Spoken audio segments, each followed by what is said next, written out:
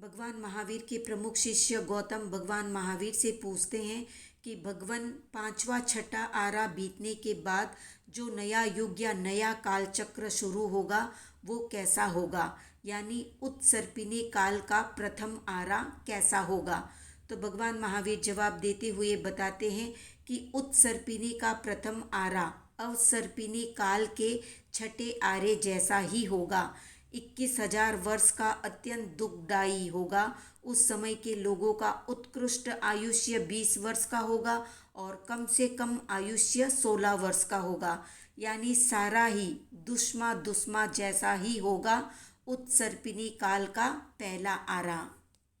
आगे भगवान महावीर बताते हैं कि अवसर्पिणी काल के छठे आरे जैसा उत्सर्पिणी काल का पहला आरा होगा, उसी तरह पांचवें आरे जैसा दूसरा आरा होगा और अवसर्पिणी काल के चौथे आरे जैसा उत्सर्पिणी काल का तीसरा आरा होगा और अवसर्पिणी काल के तीसरे आरे जैसा उत्सर्पिणी काल का चौथा आरा होगा। अवसर्पिणी काल के दूसरे आरे जैसा उत्सर्पिणी काल का पांचवा आरा होगा और अवसर्पिणी काल के पहले आरे जैसा उत्सर्पिणी काल का छठा आरा होगा। उत्सर्पिणी काल के दूसरे आरे की शुरुआत में 7 दिन तक जबरदस्त बारिश होगी, फिर 7 दिन तक बरसात बंद रहेगी। इस क्रम से 7 दिन तक दूध की बारिश होगी और 7 दिन बारिश बंद रहेगी। फिर 7 दिन के लिए घी की बारिश होगी, फिर 7 दिन के लिए बारिश बंद रहेगी। उसके बाद फिर से 7 दिन के लिए अमृत की बारिश होगी, फिर 7 दिन बारिश बंद रहेगी।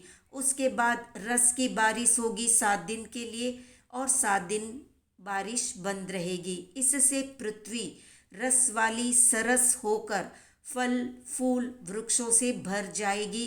तब बिल में छुपे हुए मनुष्य बाहर निकलकर वनस्पति फल फूल इत्यादि को देखकर मांस का आहार न करने का संकल्प लेंगे और शाकाहारी बनेंगे।